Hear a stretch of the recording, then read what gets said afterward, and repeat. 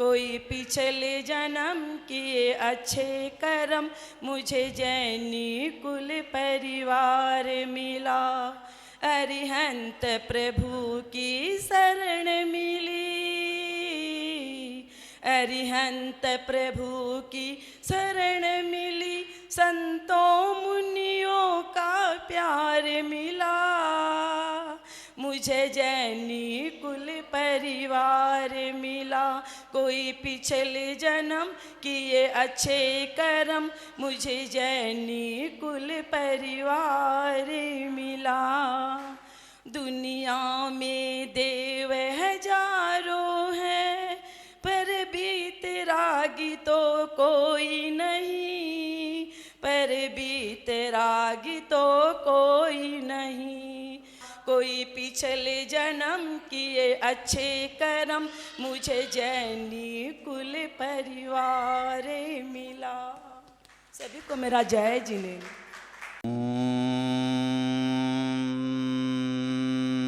नमः सिद्धेभ्यः।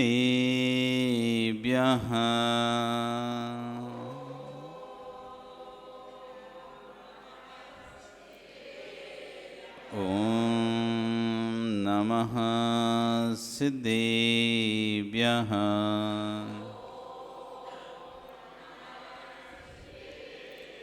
ॐ नमः सिद्धेभ्यः।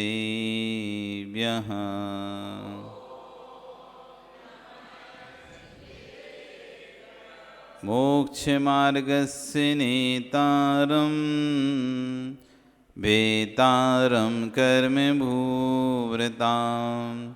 ज्ञातारं विश्वतत्त्वानां वन्देः तद्गुणलब्धः, वन्देः तद्गुणलब्धः, वन्देः तद्गुणलब्धः। नमो अरिहन्ताणं नमो सिद्धाणं नमो आयर्याणं नमो वज्रायणं नमो लोये सव्यसाहुणं। बोलिए अनंत अनंत से परमेष्टि भगवान की, आदिर्म आदिनाथ भगवान की, वर्तमान शासनी महावीर भगवान की, आचार्य श्री 108 उमा स्वामी महाराज की, आचार्य गोरक्षर विश्व सागर जी महाराज जी की, अहिंसा में विश्व धर्म की।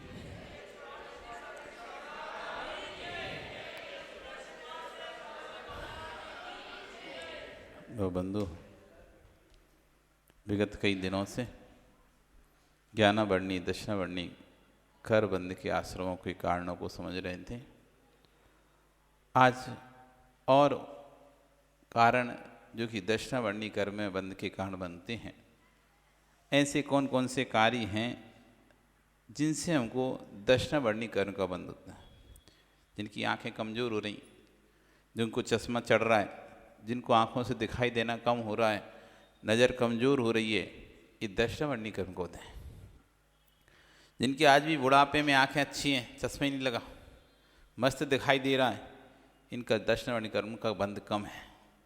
और जिनके बचपन से ही, आजकल तो बचपन से ही आँखों पे चश्मा चढ़ रहे हैं, तो ऐसा क्या कर रहा है जीव जो जन्म लेते ही उसकी आंखें देखने की क्षमता खत्म हो रही। ज्ञानावर्णी से ज़्यादा घातक है दक्षिणावर्णी कर्म, ज्ञानावर्णी से ज़्यादा घातक है दक्षिणावर्णी कर्म। ज्ञानावर्णी में तो इतना है कि कम से इतना ज्ञान रहता है कि कुछ है। ज्ञानावर्णी कर्म को देह में इतना ज्ञान रहता है कुछ है, लेकिन क्या है ये समझ में नहीं आता। अभी पढ़ाई कर रहे आप, इतना तो सुन रहे थे कि चुल्लक जी कुछ कर्मों के बारे में बात कर रहे हैं, पर ज्ञानावर्णी कर्म को उदय होने से हम समझ नहीं पा रहे क्या कौन से कर्म होते हैं, कहाँ होते हैं। लेकिन एक व्यक्ति का दक्षिणावर्णी कर्म को उदय वो सुन भी नहीं पा रहा, उसको सुनने नहीं मिल रहा। एक को तो कम से कम सुनने तो मिल रहा है, पर समझ नहीं पा रहा। ये ज्ञानावर्णी कर्म का असर है कि सुन तो रहा है, समझ नहीं पा रहा, देख तो रहा है, जान नहीं पा रहा।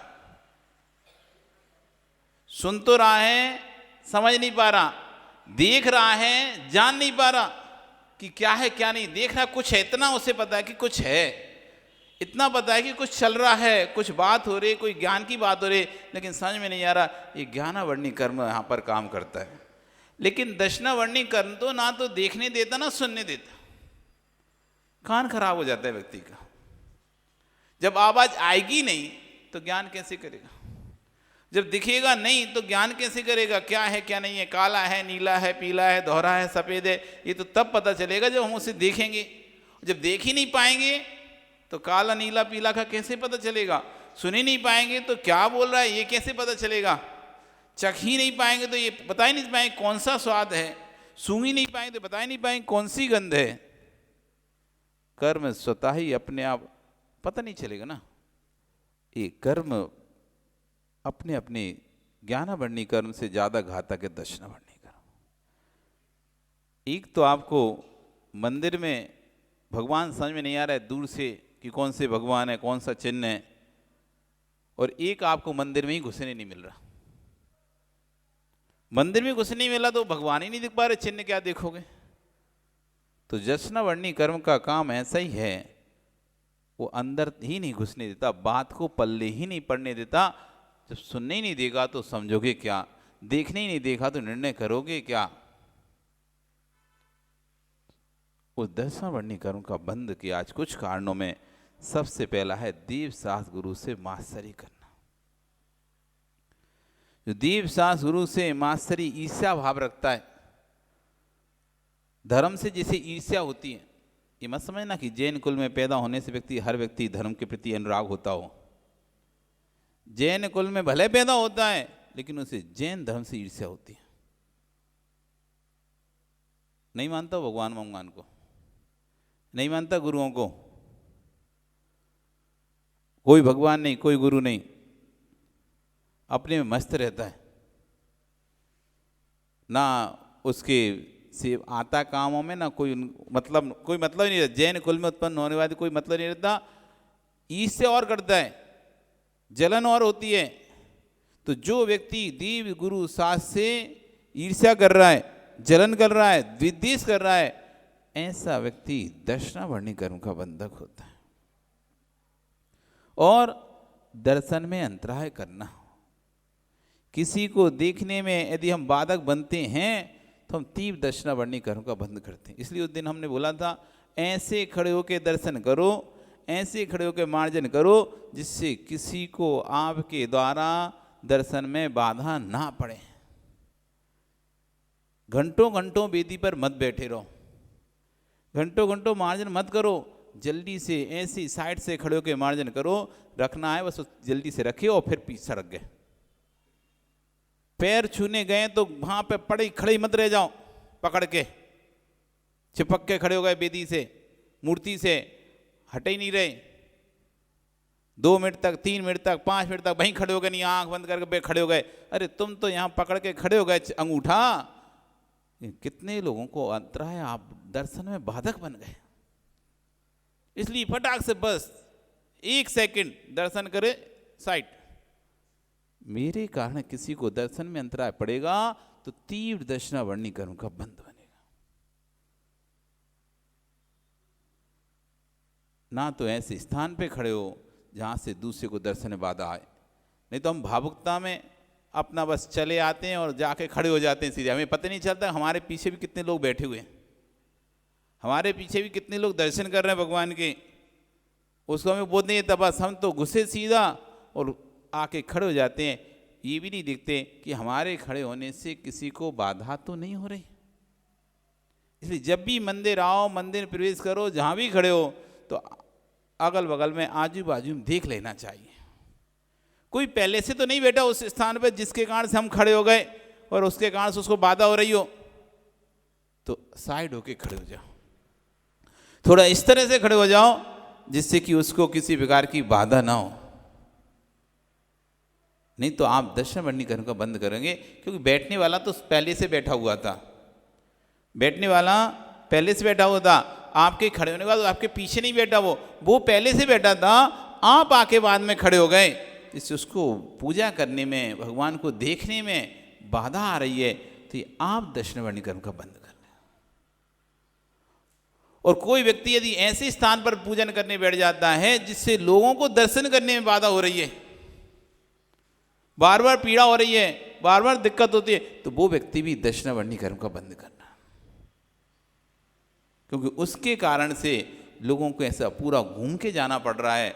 वो नियत स्थान तक आने जाने का बीच में, कभी कभी आप प्रवचन आदि सभा में बीच रास्ते में बैठ जाते हैं, कहीं नहीं मिली जगह, अथवा कौन आगे तक जाए, ऐसा शर्म शर्म कर करके वो पीछे के पीछे पीछे के पीछे बैठते चले जाते हैं, और वो रास्ता जो मेन रास्ता था निकलने आने जाने रास्ता वो पूरा बंद कर देते। आपको कुछ पता नहीं है, आपने रास्ता बंद कर दिया, यानी आपने लोगों के आने जाने में, दर्शन में बाधा डाल दी है। अब व्यक्ति अंदर नहीं आ पा रहा, क्यों? आप पीछे बैठ गए, एक और आया और उसके पीछे बैठ गया, एक और आया अदर बगल में बैठ गया, वो रास्ता पूरी तरह से ब्लॉक हो गया। देखते नहीं देखे आप सभा में, आप देखो कभी भी, आप रास्ता कितना भी बना के रख दो, यदि कोई बैरिकेड ना हो और कोई नियत पथ ना बनाए हो या चटाई ना डाली हो आपने, फिर जिसको जहाँ आता है वो बैठता है और रास्ता धीरे धीरे धीरे देखते हैं रास्ता ही बंद हो जाता है, फिर पीछे से आने वाले लोगों के लिए रास्ता नहीं रहता है। आगे और इधर उधर खाली जगह पड़ी रहती है, लेकिन वो रास्ता ही बंद हो गया ना, अब आगे जगह भरे कैसे? नहीं भर पाती, आप बाधक हो गए, आप दक्षिणावर्णी कर्म के बाधक हो गए। इसलिए सभा में भी जब जाते हैं तो ऐसे बैठो जिससे और लोग भी आसानी से बैठ सकें, किसी को हमारे कारण से दर्शन में बाधा ना आए। अपना स्टूल भी इसी जगह रखो कि मेरे पीछे कोई, पीछे जमीन पे बैठने वाला तो नहीं है, यदि मेरे पीछे कोई जमीन पे बैठने वाला है उससे आगे कर दो, तुम उसके पीछे चले जाओ, क्योंकि यदि मैं उसके जो जमीन पे बैठने वाला है उसके आगे अपना स्टूल रख के बैठ गया, उसको तो दिखेगा नहीं, बार बार उसको ऐसे ऐसे करने पड़ेगा, हम उसके दर्शन में बाधक बन गए, हम दक्षिणावर्णी कर्म का बंद कर रहे हैं। इसलिए एक कहावत आती है, ऐसी वाणी बोलिए कोई ना कहे चुप, और ऐसी जगह बैठिए कोई ना कहे उठ। ऐसे स्थान से पहले से ही बैठो कि कोई हमसे ना कहे भैया उठो, यहाँ मत बैठो, थोड़ा आप स्टूल वालों को पीछे जाओ, कुर्सी वाले पीछे जाओ। बहुत से लोगों की सभा में आदत होती है, जब वो आए थे खाली था तो खाली होकर वो क्या समझते हैं, हम बीच में रख ले रहे अपनी कुर्सी। पहले आ गए, पहले आके उन्होंने क्या किया, बीच, अब स्वतः ही उन्होंने रखी तो पीछे थी, मतलब आगे कुछ ही लोग थे, कम लोग थे, और उन्होंने अपनी कुर्सी साइड में लगी थी तो साइड से कुर्सी उठा के और बीच में कर ली। कुछ लोगों की आदत होती है जहाँ कुर्सी रखती है वहाँ नहीं बैठते, उन्हें सरका के ही बैठना है। नियत स्थान पर समाज के लोग यदि व्यवस्था के कुर्सी लगा दें कि ये लोग यहाँ बैठेंगे, ऐसी लाइन जैसे कि किसी डिस्टर्ब नहीं होगा, तो वहाँ से कुर्सी उठा के वे दूसरी जगह करेंगे, उन्हें पक्का ही करना ही है, उन्हें वो नियत स्थान पर बैठना ही नहीं है। जो कुर्सी जहाँ लगाई थी, जो स्टूल जहाँ लगाया था, उधर उन्हें नहीं बैठना, उन्हें तो अपना बीच में रख के बैठना है, बीच में रख के बैठना है। फिर बाद में जब सभा भरती है तो वो बीच में दिखते हैं और पीछे तक लोग दिखने लगते हैं।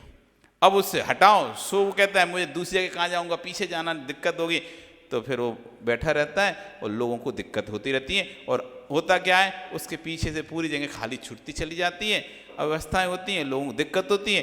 वो एक अव्यवस्था में उस व्यक्ति बाधक बन गया, इससे कितने लोगों के लिए आवरण पड़ रहा है।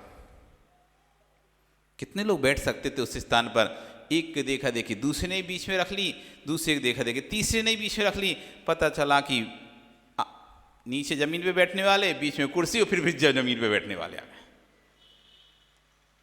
ये पता नहीं हम, और इन छोटे छोटे गाय हम दक्षिणावर्णी कर्म बंद कर लेते। इसलिए भैया जब कोई कहीं आप जाते हो, व्यवस्था बनाई जाती है और साइड से रखे, तो वो सोच समझ के, जिसने रखी थी कुर्सी उसने सोच समझ के, पहले व्यवस्थापक रखी थी कि साइड से लगेगी तो और कोई को दिक्कत नहीं होगी, साइड से बैठेंगे। और यहाँ पर हम क्या करते हैं, कुर्सी को उठाते हैं वहाँ से, और कहीं भी बीच में उठा के अपनी मन की सुविधा से रख लेते हैं। हमें होश ही नहीं रहता कहीं हम किसी के दर्शन में आवरण तो नहीं बनेंगे। जिस स्थान पर बैठ रहे हैं उस स्थान से हम किसी के दर्शन में आवरण तो नहीं बन जाएंगे। यदि हम दर्शन में आवरण बनेंगे तो हमको दक्षिणावर्णी कर्म का बंद होगा। ये विशेष दिखना, आज रो रहा है, बिलक रहा है, दिख नहीं रहा, सुनाई नहीं दे रहा, 5 इंद्रियाँ काम नहीं कर रही, ये तीव्र दक्षिणावर्णी कर्म को है। दर्शन सिर्फ देखना नहीं लगाना, हर इंद्रिय अपना अपना काम करती है ना। आँखों से देखने का काम होता है तो कानों से सुनने का काम होता है, तो जीभ से चखने का काम होता है, नाक से सूंघने का काम होता है। दंसन पुब्बम नाणा, पहले दर्शन होता है फिर ज्ञान होता है। दर्शन ही नहीं होगा तो ज्ञान कैसे होगा? दर्शन पूर्वक ही ज्ञान होता है। दंसन पुब्बम नाणम, दर्शन पूर्वक क्या होता है? ज्ञान होता है। जब दर्शन ही नहीं होगा तो ज्ञान तो होना ही नहीं है। तो पहले दर्शन होता है, वो दर्शन में ही आवरण पड़ गया तो ज्ञान तो स्वतः ही आवृत हो गया। इसलिए दोनों को एक साथ कर्मों का कारण बन रहा है। जो दर्शन वर्णी कर्म वही ज्ञान वर्णी, क्यों? दर्शन में आवरण तो ऑटोमेटिक है, ज्ञान में भी आवरण। नहीं समझ में आएगा कुछ भी। तो कह रहे हैं दर्शन में अंतराय करना ये बहुत ज़्यादा होता है। और विशेष करके जिनको कुर्सी पे बैठना होता है, स्टूल पे, वो लोगों को ज़्यादा होता है, क्योंकि उनको बैठते समय ये नहीं देखते कि मेरे पीछे भी कोई बैठेगा क्या, मेरे पीछे भी कोई बैठेगा क्या। उनको तो खाली जहाँ जगह दिखी वहाँ अपना स्टूल रखा और बैठ गए। अब पीछे आने वाले अब परेशान हो चाहे कुछ हो, हम तो एक बार बैठ गए। अब कुछ अड़ियल टाइप के लोग रहते हैं, बैठ गए तो बैठ गया, उठेंगे नहीं। उनसे कहें भाई चलो अब ठीक है, जब तुम बैठे थे तब खाली जगह थी, अच्छी बात है, कोई नहीं था, तुम तो देख के ही बैठे थे, कोई पीछे नहीं था। लेकिन अब आधा घंटे में जगह भर गई, अब लोग और आ गए, तो उससे कहेंगे थोड़ा पीछे कर लो अपना स्टूल, तो नहीं करेंगे। हम बैठ गए तो बैठ गए, हम थोड़ी ना पहले से, ये लोग पहले आ जाते हैं। तो अड़ियल टाइप के भी हो जाते हैं। ये तीव्र दर्शना वर्णी कर्म का बंद करते हैं। फिर आगे कह रहे हैं अपने नेत्रों पर अहंकार करना। जिसको अपनी इंद्रियों पर अहंकार होता है, नेत्रों पर, तो आदमी सुंदर नेत्र, अच्छे नेत्र, उससे चेहरा सुंदर हो जाता है। बढ़िया काजल वाजल लगा लो, ये वो कर लो, और फिर बड़े मैं कितना सुंदर हूँ, मेरे नेत्र कितने अच्छे हैं, मेरी आंखें कितनी अच्छी हैं, देखो कितनी अच्छी दिखती हैं मेरी आंखें। ऐसे अपने नेत्रों पर जो अहंकार करता है तो उसको भी तीव्र दर्शना वर्णी कर्म का बंध होता है। दीर्घ निद्रा, गहरी नींद में सोने वाले को भी दर्शना वर्णी कर्म का बंध होता है। उठाए उठाए नहीं उठ रहे, सोए सो 6 बजे से सोए और 12 बज गए, रात को 12 बजे सोते और सुबह 11 बजे उठ रहे हैं। रात को सोए 12-1 बजे और 10 घंटे 8 घंटे सोए रहे, गहरी नींद, उठा भी रहे तो हिले ही नहीं रहे, चिगा ही नहीं रहे, अब ये उठने ही नहीं हमें तो गहरी नींद में सोने से भी, दीर्घ निद्रा लेने से भी दर्शना वर्णी कर्म का बंद होता है। स्वान निद्रा होना चाहिए व्यक्ति की, स्वान निद्रा। छात्रों के लिए कहते हैं स्वान निद्रा होना चाहिए छात्र की। स्वान यानी होता है कुत्ता। कुत्ते की जो नींद होती है ना, कोई आहट हुई उठ जाता है, थोड़ा सोता है, कुछ लगता है, कोई उठाता है थोड़ा, या कोई कुछ गिरता है तो उठ जाता है और फिर अपना काम करने लगता है। ऐसी स्वान निद्रा छात्रों के लिए, स्वान निद्रा, ज़्यादा नहीं सो, अपना एक समय है 5 घंटे 4 घंटे सो और फिर आराम से उठ जाओ, कोई उठाए तो जल्दी उठ जाओ, वैसे स्वान निद्रा कह रहे हैं। अतंद्रालु स्वान निद्रा, विद्यार्थी के 5 लक्षणों में एक लक्षण है उसकी स्वान निद्रा होना। अतंद्रालु अप्रमादी होना, हाँ, काक चेष्टा यानी कौवे के समान चेष्टा, सब जगह ध्यान होना चाहिए क्या हो रहा है चारों तरफ। जैसे कौवा बैठा, उसकी आंख एक होती है, गोलक एक होती है, आंख 2 होती है कौवे की। ये जो आंख है ना, ये आंख 2 होती है, लेकिन आंख में जो काला काला जो दिखाई रहा ना, उसका एक होता है गोलक कौवे का। दो वो होते हैं स्थान, इधर और इधर, लेकिन गोलक एक ही होता है, इधर और इधर दोनों तरफ देखता है। कभी इधर देखता है तो वही गोलक इधर और इधर जाता है, 2 अलग अलग गोलक नहीं होते उसके। जैसे अपने 2 अलग अलग है ना, काले काले जो गोलक दिख रहा है ना आंख में, काला मंडल, इसका आंख का अलग है और इस आंख का है, उसका एक ही होता है। स्थान 2 हैं, गोलक एक है, कभी इधर कभी इधर। तो काक चेष्टा, कौवे के समान चेष्टा, बिल्कुल सतर्क रहता है हमेशा। बको ध्यानम, बक यानी होगा बगुला, बगुले की तरह एकाग्र चित्त होगा। जैसे बगुला मछली को पकड़ना चाहता है तो एकदम पूरा एकाग्र चित्त हो जाता है। ऐसी छात्र को जब अपनी पढ़ाई करे तो फिर किसी तरफ ना देखे, बस पढ़ाई पर ध्यान दे, काक चेष्टा बखो ध्यानम अतन स्वान निद्रा अतंद्रालु, एक दो और हैं। तो इस तरह से छात्र के लक्षण, ये पंच सात लक्षणम, ये छात्र के 5 लक्षण ऐसे कहे जाते हैं। तो जो अधिक सोता है वो दक्षिणावर्णी कर्म का बंध करता है। अति दीर्घ निद्रा, लंबे समय तक नींद लेना, और अति निद्रा, अति गहरी नींद में सोना, बहुत गहरी नींद में सोना। एक तो लंबे समय तक सोना, एक दूसरा था गहरा सोना। जो गहरी नींद में सोता है उसको भी दक्षिणावर्णी। अब वो क्या है, मेरा बस में नहीं, ठीक है बस में नहीं तो कोई कार्य, लेकिन कर्म तो अपना बंधेगा। अब मुझे गहरी नींद आती, मैं क्या करूं, तो भैया पूर्व का दक्षिणावर्णी कर्म बंधा है, तो उससे और नया दक्षिणावर्णी कर्म बंध रहा है उसको। दीर्घ निद्रा, लंबे समय की निद्रा, और गहरी निद्रा। फिर क्या, आलस्य, हर काम में अब कौन करे, हम नहीं कर रहे, छोड़ो।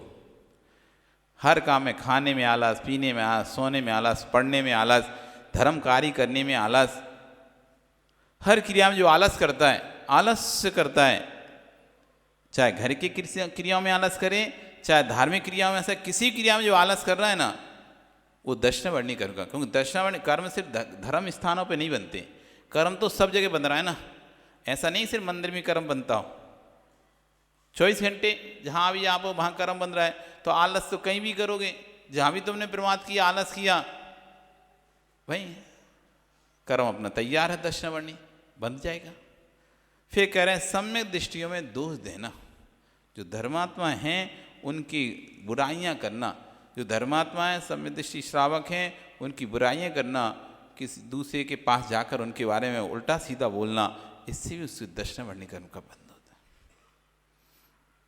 कुशास्त्रों की प्रशंसा करना, खोटे शास्त्रों को आप पढ़े आए, उन खोटे शास्त्र, अरे वो उसने बड़ी अच्छी अच्छी बातें लिखी हैं, अरे बढ़िया ग्रंथ शास्त्र है, ऐसे उल्टे शास्त्रों में कोई एक बात अच्छी आपको लग गई, उस अच्छी बात को आप लेकर उसकी प्रशंसा कर रहे हैं, इससे भी दक्षिणावर्णी कर्म का बंध होता है।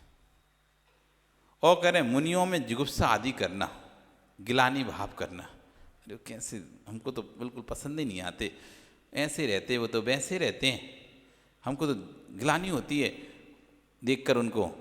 ऐसे जो जुगुप्सा करता है, शरीर में उनके कुछ हो गई, बीमारी हो गई, पफ्स आदि निकल रहा है, खून आदि तो ऐसे जुगुप्सा मुझे तो भैया उल्टी बदल कर दे, हम तो नहीं जाए, वो तो बहुत वैसा करते।